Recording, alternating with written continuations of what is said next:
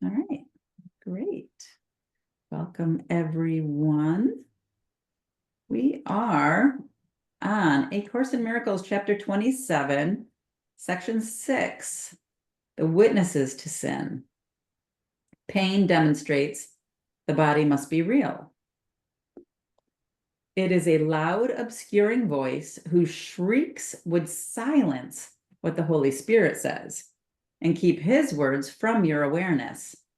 Pain compels attention, drawing it away from him and focusing upon itself. Its purpose is the same as pleasure, for they both are means to make the body real. What shares a common purpose is the same. This is the law of purpose, which unites all those who share in it within itself. Pleasure and pain are equally unreal because their purpose cannot be achieved.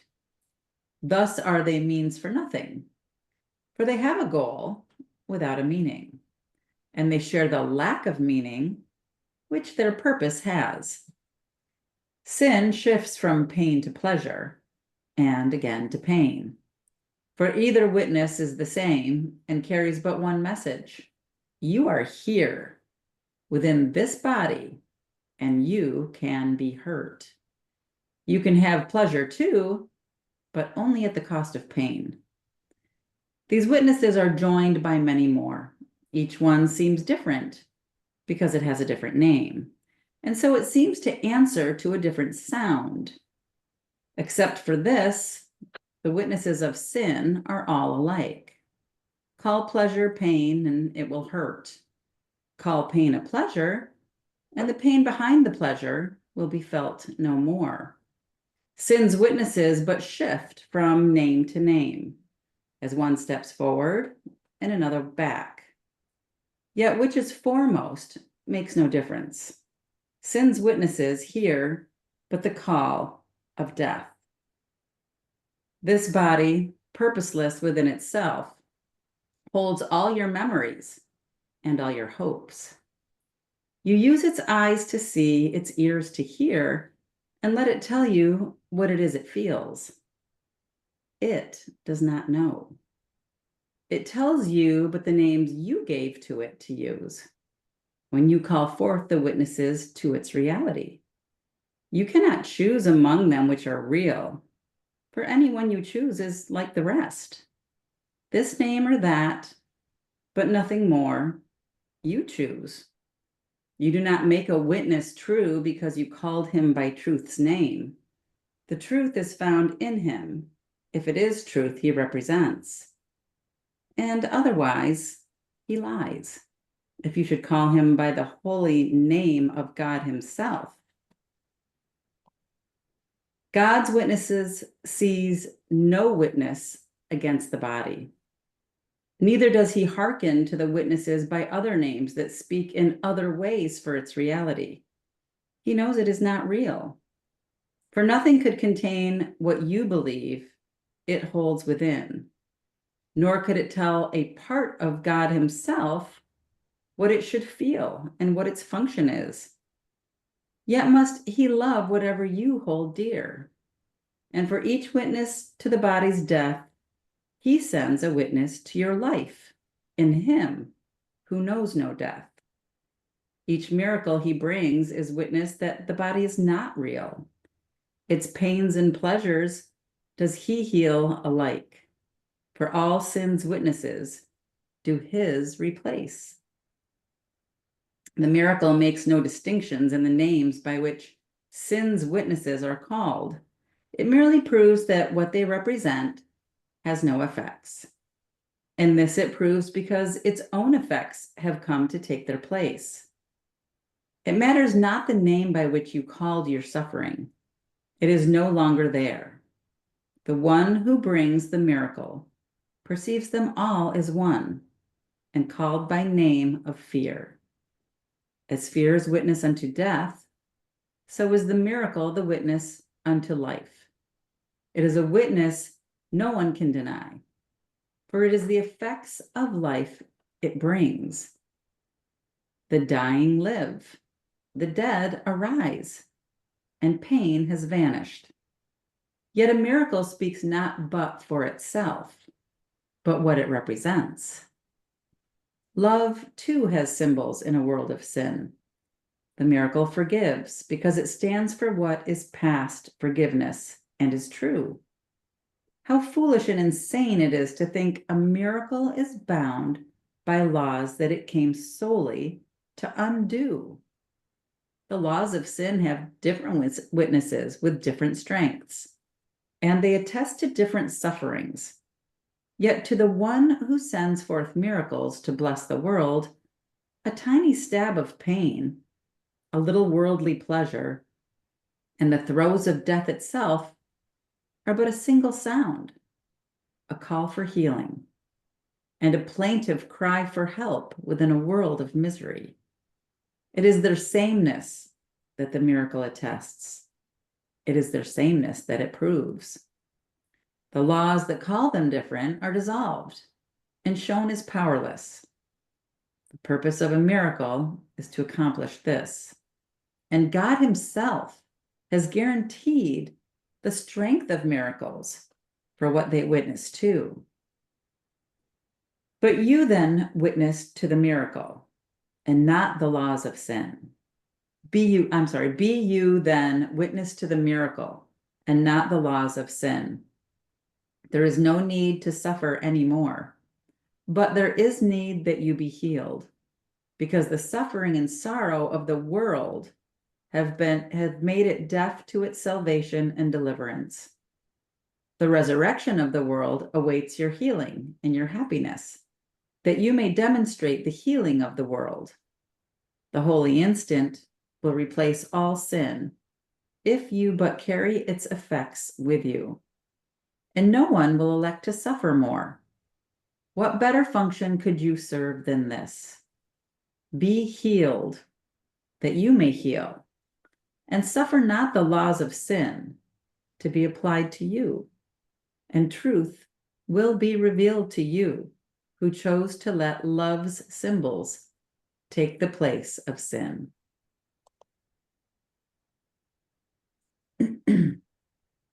There's Tim. Kathleen's joined today too. Great to have you guys here. Hey. We just finished reading chapter 27, section 6, the witnesses to sin. So yeah, pleasure and pain are all the same illusion. Yeah, so are they referencing this as also being sin, both? They're referencing them to all be the same, witnesses that the body is real. Okay. They're saying sin and pleasure are both witnesses that your body is real and that you are not what you are in truth. Right. Now, the book that I'm reading now seems to be suggesting that the emotions that we go through are our best teachers. So the emotions that we experience from both pleasure and pain, they suggest is where we learn about the existence of spirit. Yeah, and Course in Miracles also says that the Holy Spirit can use whatever you offer it to teach you. So yes, I think it's saying probably a very similar thing. Right, they parallel each other, yes. Mm. Yes, the only difference is you get to be the one, you don't have to label it pleasure or pain. If you choose to remove the label, you'll find that you have a very different experience. If you just experience pain as sensation, as the experience of an experience, you'll find that it's different. And so that's, also what it's offering. So is this a learned behavior that we have acquired? Well, it's all the conditioning, right? The conditioning that we experience when we are very young, and we are conditioned to think we have a body and that we are a body, right? Because that's what we're taught from a very young age as part of our early conditioning. Right. I mean, Don Miguel's always saying that you don't need to suffer anymore. He's always using that phrase quite a bit. Right. I'm just having a difficulty wrapping my mind around the pleasure part. Right. Yeah. Because we want to hold on to that, right? It's like, but wait, I want that part. I want that part of the illusion. Right. So true. So true. Yeah. But Wow. it doesn't mean that it can't be. I think what happens is because of our conditioning, we think there's only pleasure or pain, that there's nothing else, right? Because we don't even allow ourselves to know what being within that grandeur of God feels like, right? What is the word for that? Is that a moment of being in awe because you are allowing the grandeur of God to make itself manifest within you? I mean, would you call that pleasure? Probably not. But it's not to say that it would be an unenjoyable experience. Yeah, that's the point, is to experience things even when we label something as pleasurable. Right. It narrows the experience, and we have a whole story that comes around it, and we're not really present to the actual experience. We're already in our story, in our definition of what that means to us. So it's just saying, let go of that and be present to experiencing. And then you may say, that was pleasurable, but after the fact. Or you might say that was awesome, right? Yeah. But why label it at all? Because it's all just energy. Michael Singer talks about this.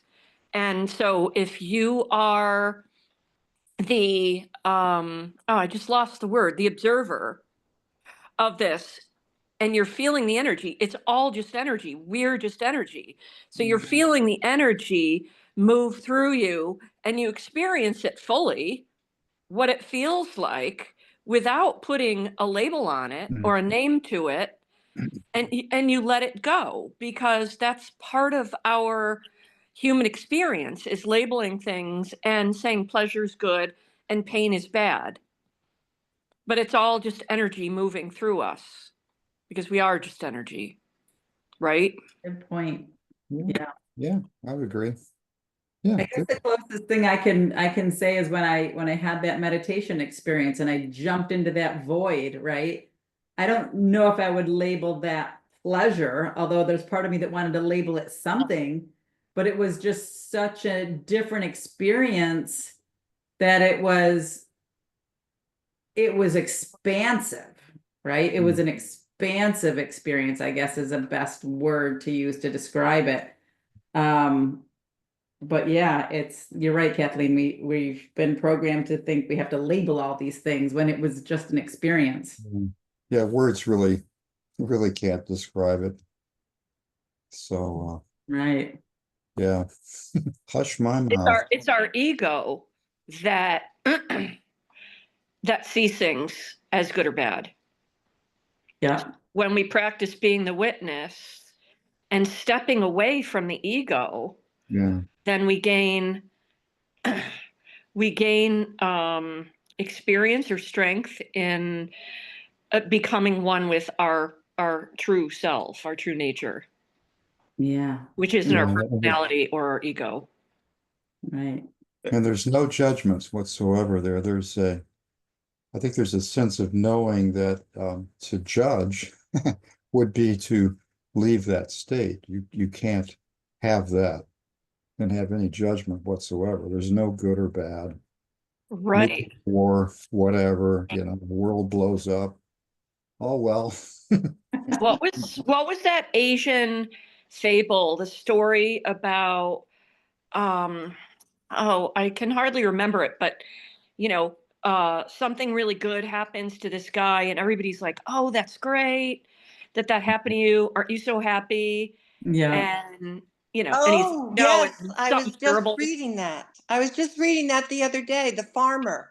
Yeah, Yes. yeah. Yes. That is that story is exactly what this is talking about. So do tell the story, please. Well, The parable of a Chinese farmer.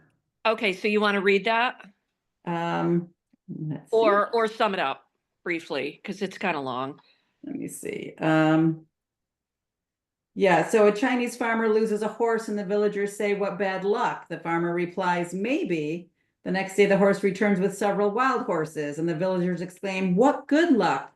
And again, the farmer says, "Maybe." Later, the farmer's son breaks his leg while trying to tame one of the wild horses. "What bad luck," says the villagers. And the farmer's response, "Maybe." Finally, the army comes to the village to draft young men for the war, but leaves the farmer's son behind due to his broken leg. "What good luck," cheers the villagers. The farmer simply says, "Maybe." Mm. Yeah. Right.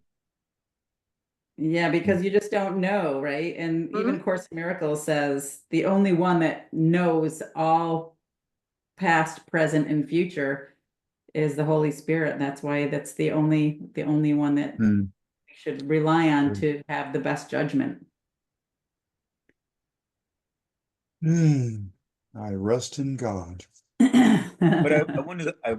I don't know. Maybe I'm just searching too much.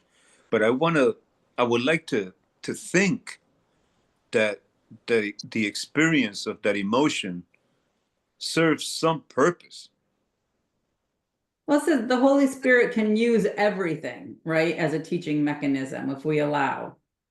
So I guess the purpose would be to remove the blocks to love's presence, right? Mm. Yeah. Mm-hmm.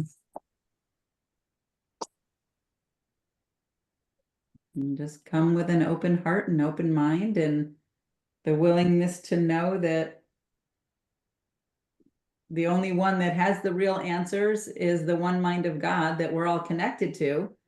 So we have to remember to use that path and to give those things up to be answered by the one who knows. Mm. That's Jesus was so firmly grounded in knowing who he was. He was beyond the body of pleasure and pain. So that was the grandeur you spoke of that is possible if we Mm. can be there, like what he did, healing the sick and raising the dead and coming resurrecting Mm. miracles. Yeah, exactly. So that means that it was possible for him not to be experiencing any pain when he was being crucified. Probably. The lesson. That's what I think. Yeah. Well, there's a lot of people, I think, that are able to transcend the pain of the body. They've demonstrated it. Even myself, for example, when I was listening to that music and my mind was someplace else when I went to the dentist, and the dentist was like, "Are you okay?" I'm like, "Yeah, I'm fine. Why?" That should have probably hurt a little bit, but you seemed to be very relaxed. It's like I was in another place. Mm. Relaxed is the key word there. Right. Right. All right, shall we keep going? The dreamer of the dream. Let's see what this is going to tell us. All right, the dreamer of the dream.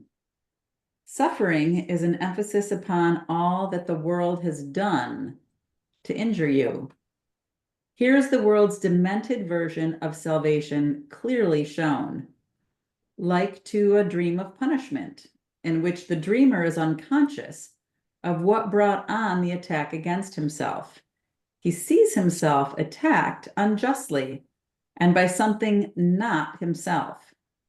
He's the victim of this something else, a thing outside himself for which he has no reason to be held responsible. He must be innocent because he knows not what he does, but what is done to him. Yet is his own attack upon himself apparent still, for it is he who bears the suffering, and he cannot escape because its source is seen outside himself. Now you are being shown you can escape. All that is needed is you to look upon the problem as it is, and not the way that you have set it up. How could there be another way to solve a problem that is very simple, but has been obscured by heavy clouds of complication, which were made to keep the problem unresolved? Without the clouds, the problem will emerge in all its primitive simplicity. The choice will not be difficult because the problem is absurd when clearly seen. No one has difficulty making up his mind to let a simple problem be resolved if it is seen as hurting him, and also very easily removed.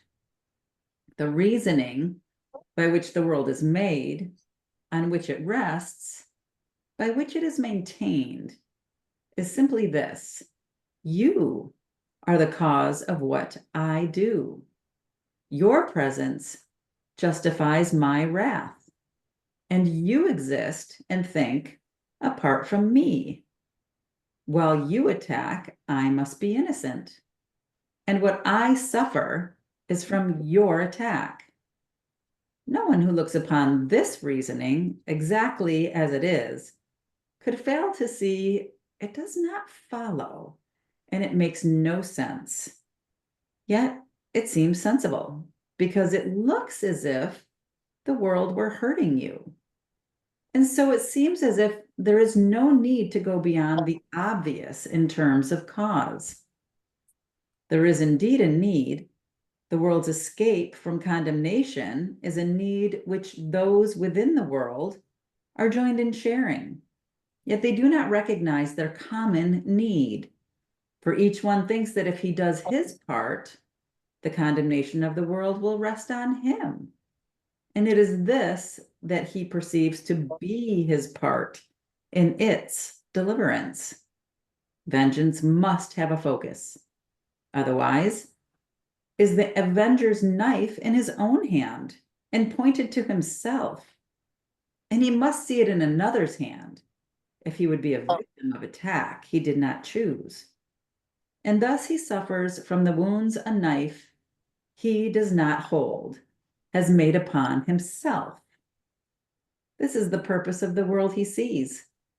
And looked at thus, the world provides the means by which this purpose seems to be fulfilled. The means attests the purpose, but are not themselves a cause. Nor will the cause be changed by seeing it apart from its effects.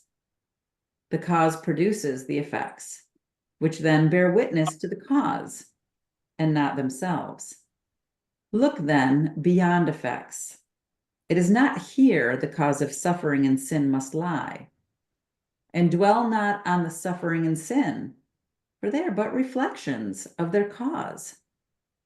The part you play in salvaging the world from condemnation is your own escape. Forget not that the witness to the world of evil cannot speak except for what has seen a need for evil in the world. And this is where your guilt was first beheld. And separation from your brother was the first attack upon yourself begun. And it is this the world bears witness to.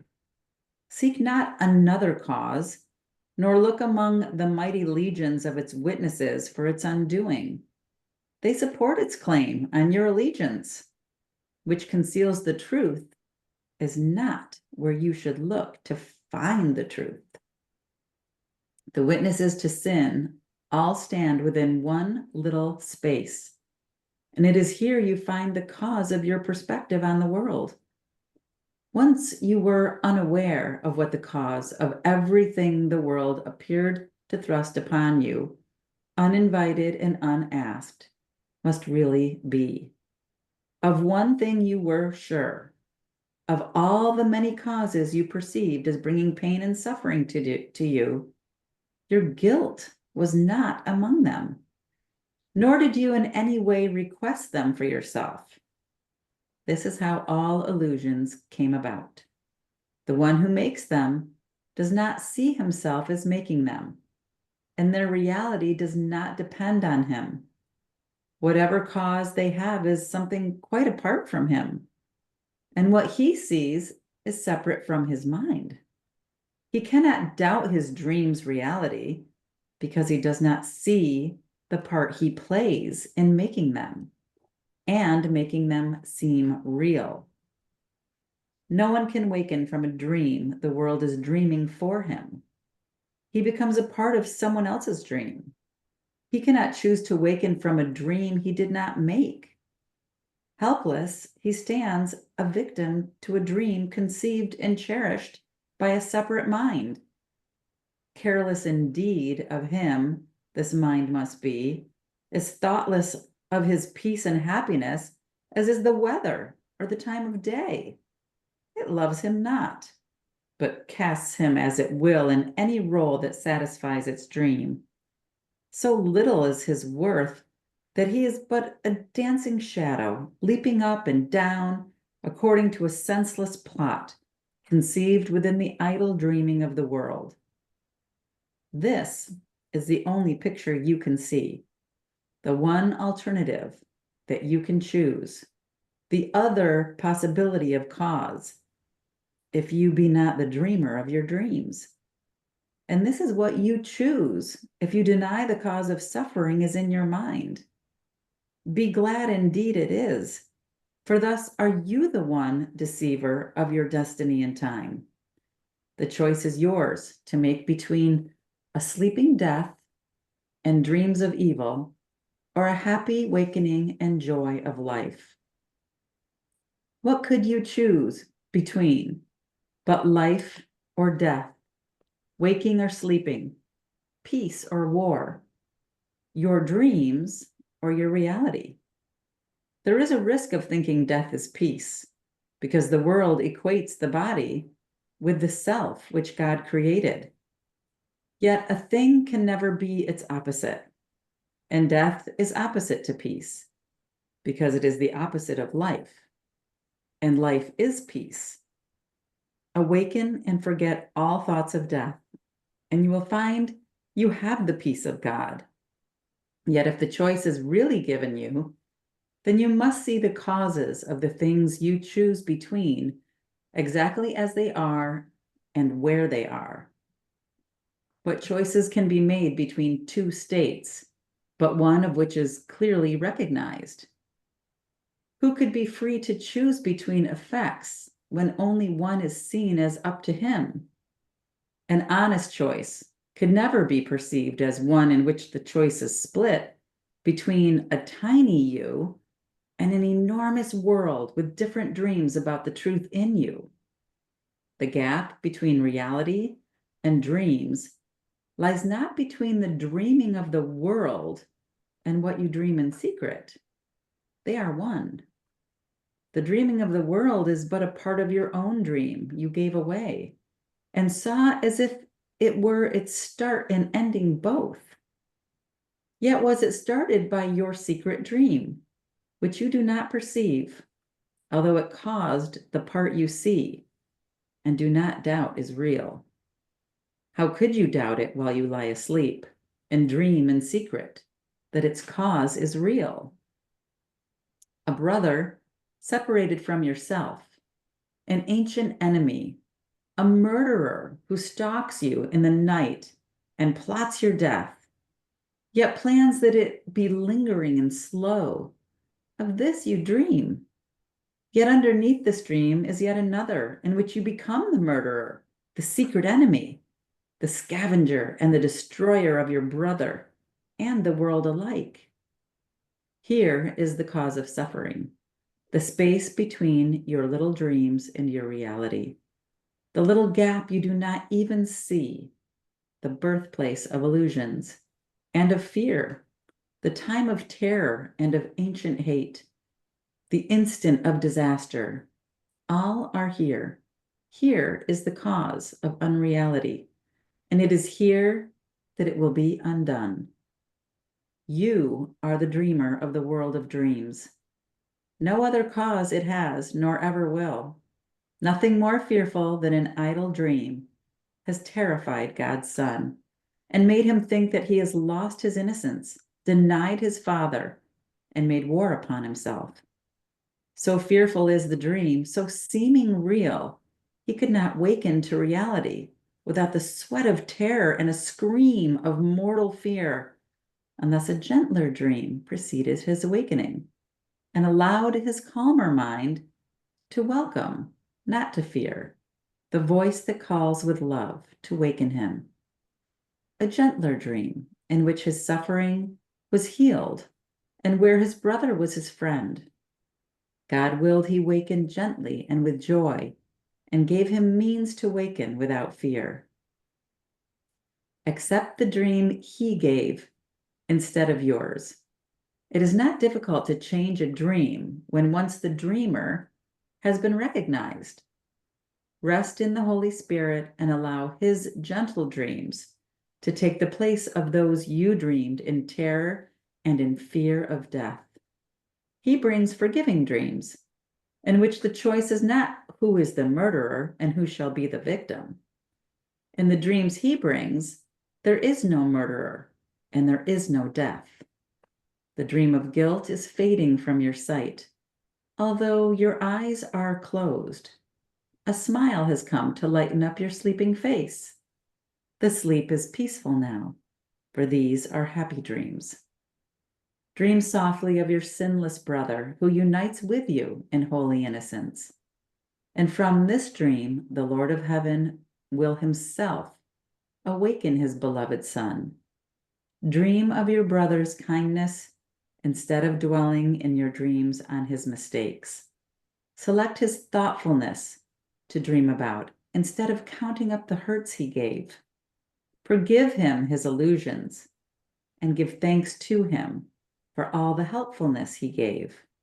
And do not brush aside his many gifts because he is not perfect in your dreams. He represents his Father, whom you see as offering both life and death to you. Brother, he gives but life. Yet what you see as gifts, your brother offers represent the gifts you dream your Father gives to you. Let all your brother's gifts be seen in light of charity and kindness offered you, and let no pain disturb your dream of deep appreciation for his gifts to you. Ooh, that was a lot. Mm. Quite an interesting dream shift. I think that goes back to what we were talking about earlier about emotions and the roles that they play.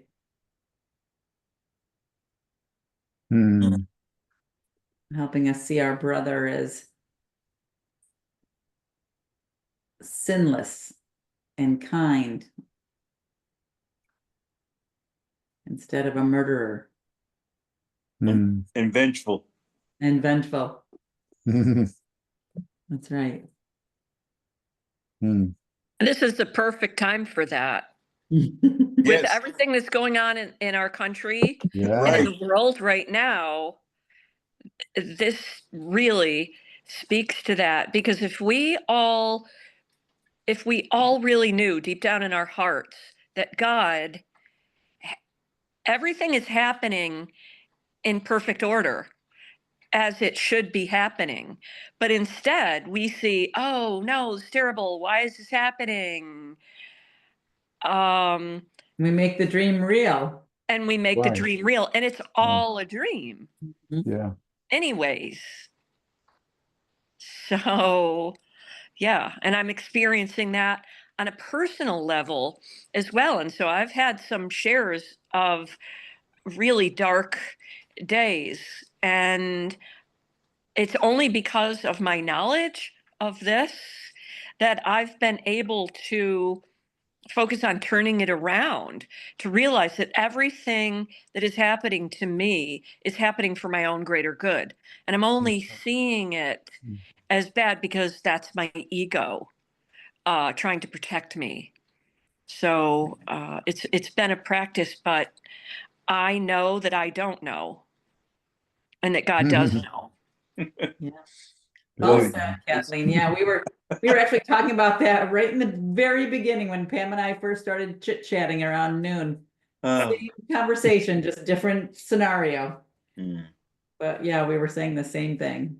Yeah, what's happened, you got out of the dugout, you went into the, using baseball terms, you went into the hole, and you got up in the, what do they call it? You're on deck. And now you're up to bat. Now the pitches are coming, and you're just letting the pitcher walk you. Right.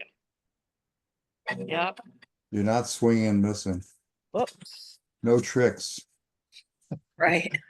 yeah, I'm having a personal experience with this as well. Yep.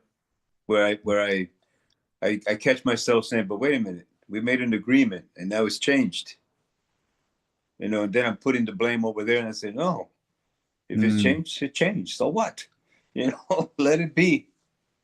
There's Yeah. nothing to figure out here. This is what it is. Yeah. Right. I've started listening to Michael Singer on YouTube whenever I have insomnia. Hmm. And I just fall back to sleep listening to him, and it's really helpful. Oh my God. Yeah, I'm reading his first book. It's really something, the experiences he goes through. I met him back in '73, and our lives were a little bit parallel at the time. We were both at the University of Florida, and you know, and I was talking the other day to some friends, and I said, well, the place where he went on was that I bought into the world. You know, I had had that experience I've told many of you about in the spring of '72, where, you know, I knew this in this book, there for about 3 days. And then I took myself seriously again, and poof, it was gone. Oh no, what's happened? That was real. I have to get that back. Well, Mickey just kept surrendering. Therefore, the name of his book, Surrender Experiment. So, you know, that can be any of us. That could be 7.5 or 8 billion of us. But it's our job, without proselytizing, by just being the truth and letting that come through, keeping it as pure as possible. You can kid around and joke. I think God loves some humor, but you can't take yourself serious, or it'll be boom, gone. And then you got to go, you don't have to move mountains to get it back. You just have to surrender again. It's that simple. Mm-hmm. So, A lot of surrendering. Yeah, because sometimes, I mean, for me, I question myself a lot. I, you know, make a decision and then I'm second guessing it. And then the more I think about it, I say, well, this is what you wanted originally. What are you talking about? You know, things really haven't changed. This is what you wanted. Why are you so afraid now that it's happening? All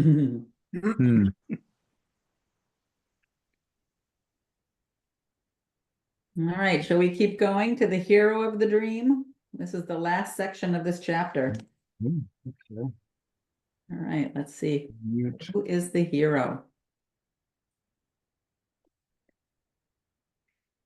The hero of the dream.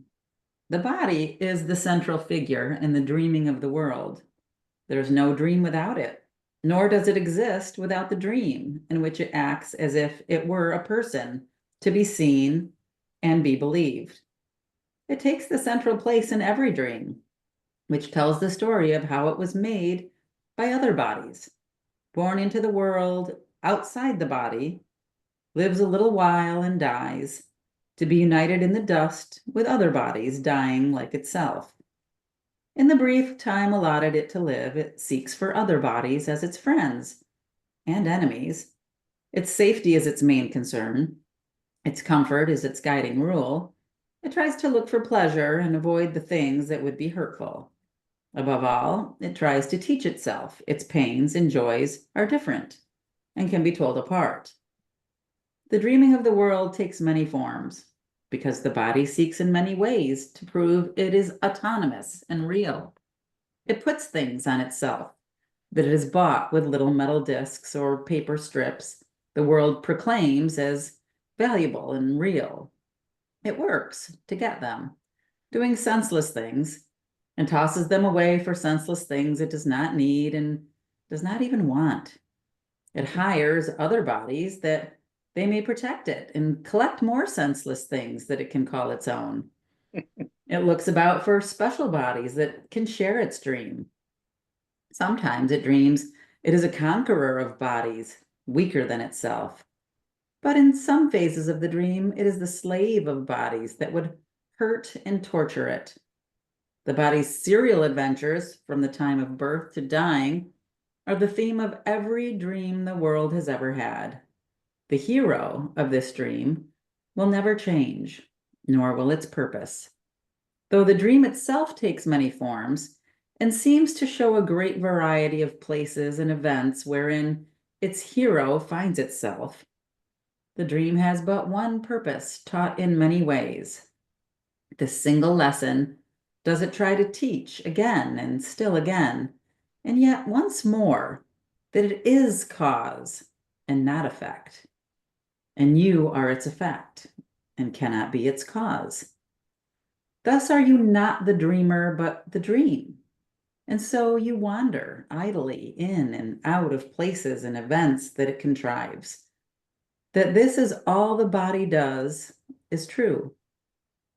For it is but a figure in a dream. But who reacts to figures in a dream unless he sees them as if they were real? The instant that he sees them as they are, they have no more effects on him, because he understands he gave them their effects by causing them and making them seem real. How willing are you to escape effects of all the dreams the world has ever had? Is it your wish to let no dream appear to be the cause of what it is you do? Then let us merely look upon the dream's beginning, for the part you see is but the second part, whose cause lies in the first. No one asleep and dreaming in the world remembers his attack upon himself. No one believes there really was a time when he knew nothing of a body and could never have conceived this world as real. He would have seen at once that these ideas are one illusion, too ridiculous for anything but to be laughed away. How serious they now appear to be. And no one can remember when they would have met with laughter and with disbelief. We can remember this if we but look directly at their cause, and we will see the grounds for laughter, not a cause for fear. Let us return the dream he gave away unto the dreamer, who perceives the dream as separate from himself and done to him. Into eternity, where all is one, there crept a tiny mad idea at which the Son of God remembered not to laugh. In his forgetting, did the thought become a serious idea and possible of both accomplishment and real effects. Together, we can laugh them both away and understand that time cannot intrude upon eternity. It is a joke to think that time can come to circumvent eternity, which means there is no time.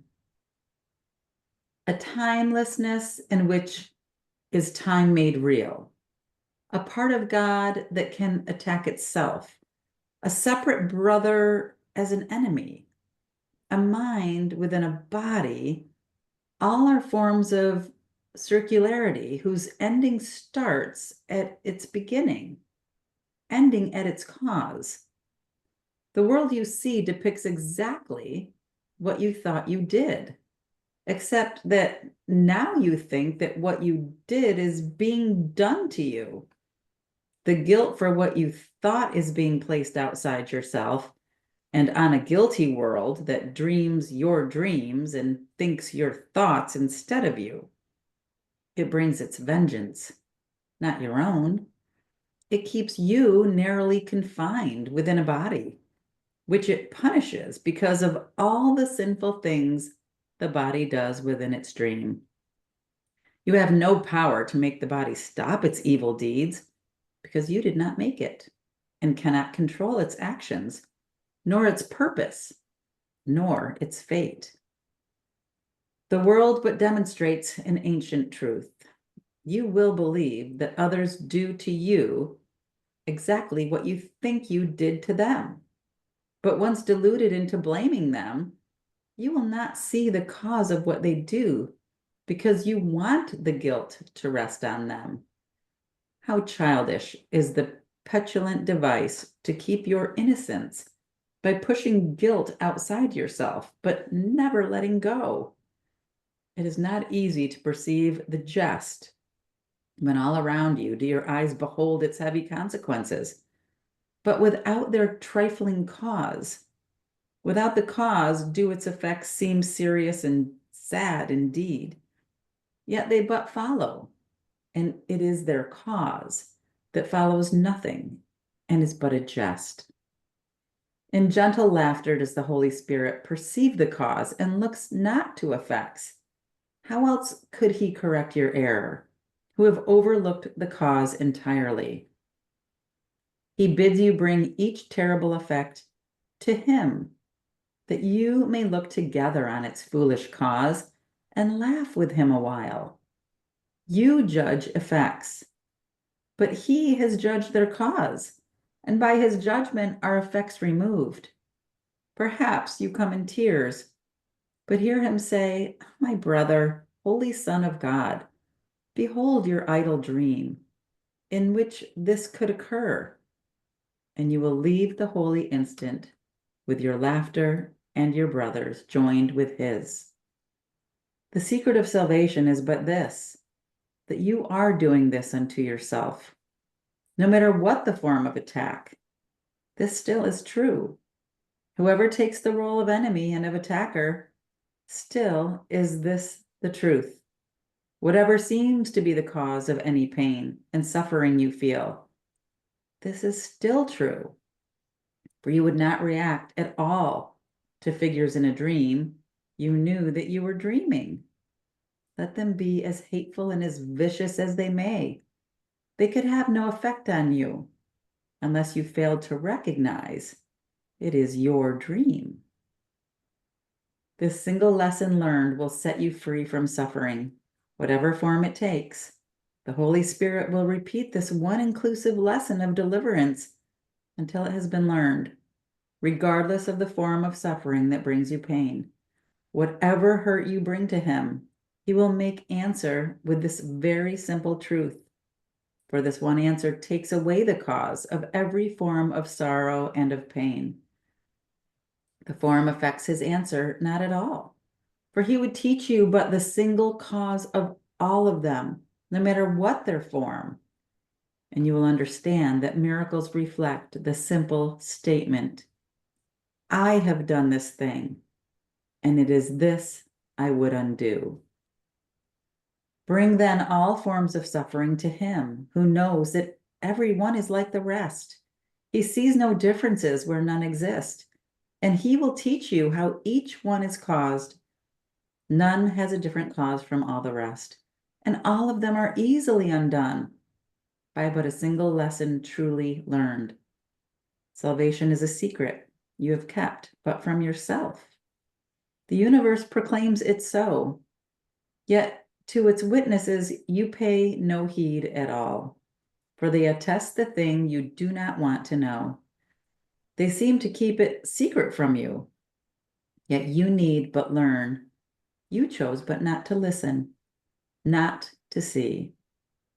How differently will you perceive the world when this is recognized? When you forgive the world your guilt, you will be free of it. Its innocence does not demand your guilt, nor does your guiltlessness rest on its sins. This is the obvious, a secret, kept from no one but yourself. And it is this that has maintained you separate from the world and kept your brother separate from you.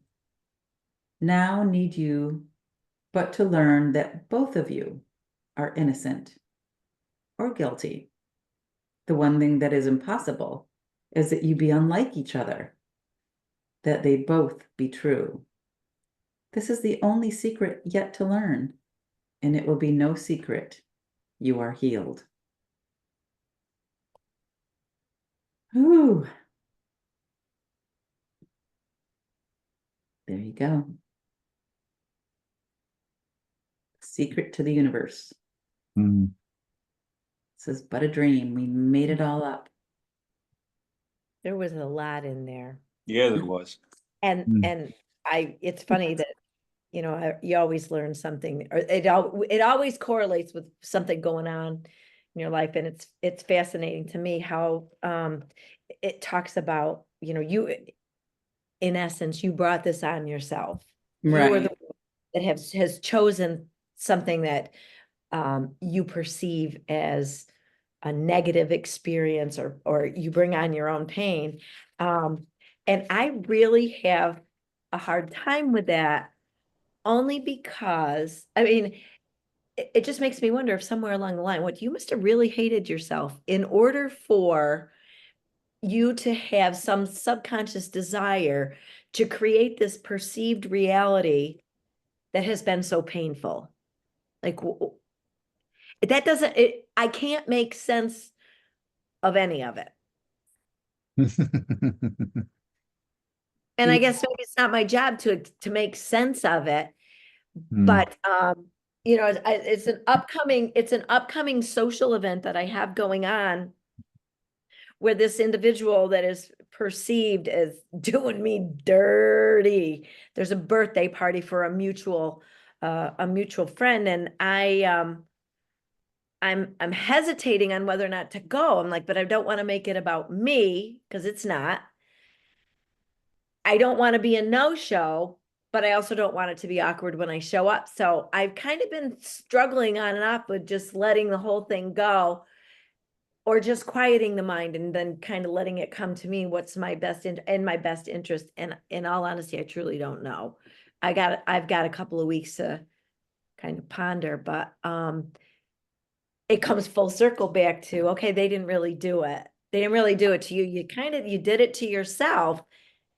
And that's the part I can't wrap my head around. Yeah. And could this be an opportunity to learn, right? If you allow it to be, could this be an opportunity to learn that you created this, whatever this scenario is in your own mind? You created this separation, right? Mm-hmm. And are you willing to see things differently? God. Because today's lesson, right? I could see peace instead of this. Yeah, yeah. Right? It's a great opportunity to learn it if you're willing. Because we have opportunities every day. And Pam and I were talking about that this morning, you know, so many opportunities. Kathleen brought it up again when we were discussing, you know, that we have so many opportunities to learn these lessons. Right. It's just depends on if we have the little willingness, and also to remember that it's not ours to fix, right? We have to give it to the Holy Spirit. Yeah. We have to give it to the Holy Spirit, because our mind is already aligned with fear and confusion. Yep. Whether you show up or not. Right. It's right. true, Ernesto. Yeah. Well, you know, at the beginning of this thing, it says how, you know, we're buried with all these bodies that we had all these issues with, and now what? You know, it's like now you're all on the ground. It doesn't even matter anymore. That's how it starts out. I mean, I was laughing at the beginning, reading the same. I was saying, "Oh my God, this is so ridiculous." I got the same issue. You know, you go into these awkward situations where, right, and you do I show up? Do I not show up? You know, it's like, and then that creates fear, and that fear prevents the learning process to take place. Mm. Yeah. Yeah. Mm. You know, I remember when I first started going to some social events, and I was really a shy person, and I used to have to like talk myself into going. And when I was, when I first started doing Course in Miracles, I would have to I would be so nervous, and I would be like, it's okay, I'm okay, and then I would say the prayer that Pam and I were talking about earlier. I don't know, show me who I should talk to, what I should say, who I should say it to. And it's that prayer of just like constantly asking the Holy Spirit for guidance. I must have, yeah, I have a bunch of tabs in here, right? Yeah. Yeah. I know. I'm invited to a Valentine's Day concert, and I already decided I'm not going to it. I'm just not going. I decided that that's the best outcome for me, Not to go. not to go. Mhm. Right. I mean, because I know that I'm going to come across situations where I'm going to see this other person there, and then I'll deal with it in another situation, but not in that setting, especially when there's a whole bunch of people going to be there. That Sometimes that both functions as the buffer though, Ernesto. what? Sometimes what? Sometimes having those encounters be with a bunch of people, that those other people serve as a buffer or a distraction. Yeah. And sometimes it makes it an easier process. Yeah. Yeah. No, I don't think so. Okay, yeah, no. I like the way you said that. No, How no, about if because we all show up and we go with you? right. No, because I've already been in situations where, the situation is there and it confronts me. I mean, it just blows me away. Like, whoa, what was that about? It's like, and I'm trying not to. I mean, I know that I have to deal with it, but no, not in certain situations. It's just too. I don't even know what it is, because I know that what's going to happen is that I will be like, even tonight when I go to a book club, I'm going to be in a situation where it's going to be there, but I'll be more tuned to like saying that thing. What? How do I see this differently? I'll be there, but not at this, because it's a concert and it's going to be a lot of music, and it's I try it's to a remember, it's a Valentine's Day party kind of thing. It's like, yeah. It's about no, love. I always try to remember I'm never where I am for the reason I think I am. Oh, yeah. right? There you go. Yeah. I'll share something. Pam and I have a very dear friend. His name is Ted, and he's shared this with us, our group, geez, dozens of times. But he now lives in one of these big retirement homes, probably about 300 other people, and he has this group. He chose them because they were the most difficult ones, and he called them the mean girls because they were mean all the time. And anyway, what his technique, and I think it's a great technique. I'm starting to use it after all these years. Is when somebody starts just, oh, don't we just have an evil political leader, blah blah blah. Blah. I tell you what, man, and just on and on and on. And all he does is he just looks at him and smiles. He doesn't say a word. And then, 5, 10 minutes, she's not said a word. They finally run out of ammunition. They've shot all their bullets. Just goes, what a beautiful day it is outside. Would you like to go for a walk? And, my dog really needs to go outside anyway. So, and they're, well, sure. And it's like it never happened. And he's just full of these stories. I'm trying to get him to write a book, but he doesn't want to. So, hey, I can't force him. He wouldn't believe it if I pulled a gun on him anyway. So anyway, it should, I'll just share that, Ernesto, that you just go as my friend Ted and just be an observer. And then when it finally dies down, if there's a point, and I'm not saying do this, but I'm just trying to approach life like my friend Ted. It's going to be a big loss in our lives. I know, Pam, with our group. And then again, where is he going to go when he finally dies? But anyway, Right, he's we're living gonna the be buried message. with all those bodies that we might have had issues with, and it doesn't Yeah, even matter anymore. And didn't we just read that those bodies aren't real anyway? Right. yeah, Exactly. yeah. That's what it proves. Really, that really is basically what we've all been talking about, is our trepidation about going to a social event and a concern with seeing a particular person or a situation or whatever. It just reinforces the fact that we're all buying into their separate bodies, Yeah. and that and there's a reality to the fact that they're a separate body.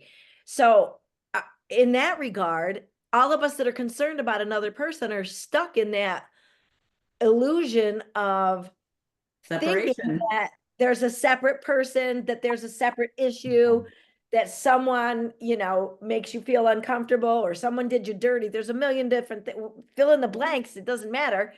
Because at the end of the day, my issue is that I cannot get past the fact that this all still feels very real.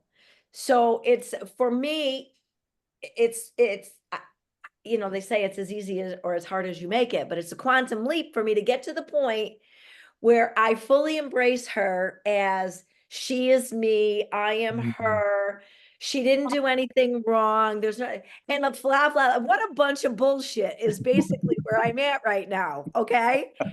So, if we're keeping it real, that and that's the rub. That's the stuck point that I continue to struggle with. I have my glimmers of that peaceful acceptance of the oneness. Yeah. I really do. It seems that when I'm challenged with something like an upcoming social event, and if I go, it will be the first time I've laid eyes on her in 6 years. Hmm. And so it's a surprise birthday party. And again, that's why I said that to you, Ernesto. There's going to be a lot of people there and Yeah. other friends that I know that will be the buffer. And then I thought, do I really want to subject myself to that? Yeah. I don't know. What, do I not want to go? Well, I don't know about that either. But at the end of the day, none of it matters really, because of the illusory nature of everything I think in my head. There, sermon complete. Yeah. No, if I thought that I could be there neutral, then sure. But not in that particular setting. Like any other setting would be fine, and again, I know that I'm going to come across a setting where I will be neutral. Yeah. I mean, I know that in me, because if I cannot think straight, because I've already been caught off guard already a couple of times, where I was in the situation and I don't even remember if I even said hello. Yeah. I was like, man, what did you say? I was so like, my brain was so But crystal. again, you've got to recognize too that it's the story you've made up in your head about what Yes. might happen. Well, So yeah. But what I'm saying is that, like, I even rehearsed. I said to myself, well, I'm going to say hello, that's it. And when I was confronted with this situation, I don't even know what I said. I cannot remember what I don't know if I said hello or not, because of the way I was confronted with, like, like, hello, I'm here. I was like, oh, what? I think too, it goes back to not only do we make pain real, we make pleasure real, right? Because a lot of these situations, maybe at one point were pleasurable. So we made the pleasurable real, and then somehow we lost the pleasure, and now it's painful, right? But it's both the same problem. Yeah. Oh, We yeah. made the pleasure and the pain real. Yes, it's very delusional. Yes. Yep. Yes. Yeah. So I don't know. I mean, for me, I don't know if you guys can like be where you can have a candle in front of you, but it helped me to be able to focus on something other than the body. If I could focus on a light and I could say, this holy instant I give to you, be you in charge, for I shall follow you, certain that your direction will bring me peace. And just let go of what you see, because you're making it all up anyway. Right. Body's not real, the pleasure's not real, the pain's not real, but the light and the oneness is real. And in that moment, perhaps the right words will come, Hmm. Right. right? Yeah. No, I've been doing some ritual stuff from this book that I've been reading to kind of center me, Yeah. because over here it's unavoidable. You know, a very small town, and do a lot of things together with certain tribes. You know, and so Sure. it's an unavoidable situation. Hmm. But I definitely have to pick the places where I am comfortable. Yeah. Yeah. So, like you said, though, I do I mean, there's this thing where I focus on the light, you know, bringing the light The light. to me, you know, Yeah. and to loosening up my chakras, Yes. like you were saying. Yeah. I remember you saying that, and so Mhm. I've been exercising because I know a ritual with that, Great. and it helps to center me, especially if I'm going to a situation where I know I'm going to be like super hyped up, you know. Yeah. That is actually hilarious. I just had a vision of both of you going into this situation, doing this like really out there ritual, like rah, you know, and then people looking at you like, what is happening? It's laughable. It is laughable, you know, because Right. I'm the type of person that I'm always joking and saying jokes, and Sure. sometimes they don't go over very well, but too bad. But Right. hey, it's all part of the illusion anyways. Why not make it ridiculous? Why not laugh? It Why doesn't. not It's make just. it so ridiculous? Okay, so to make it ridiculous, both of you go with enough mask and paraphernalia. You probably got a Halloween box someplace, right? Have you ever noticed that when you're dressed up for Halloween, it's like you can be just silly or crazy or whatever, and it doesn't make any difference. I'm Right. just my whatever here. So there you go. I like dressing up as Darth Vader, That's awesome. and it's just one line that I keep repeating. I am your father. I am your- All right, guys, we are having too much fun here. It's way past the time. I want to say thank you, everyone, for coming. This is such a great group. Thank you so much for being. Thank you. Thank you. Thank Thank you, you. Terry. And I will. Bye, You are everybody. blessed, my children. All right, guys. Have a great Go week. and prosper. Yes. Nanu, nanu. Bye. Bye. Bye. Just don't Bye. Thanks, prosper, you know everybody. what I mean? Bye bye.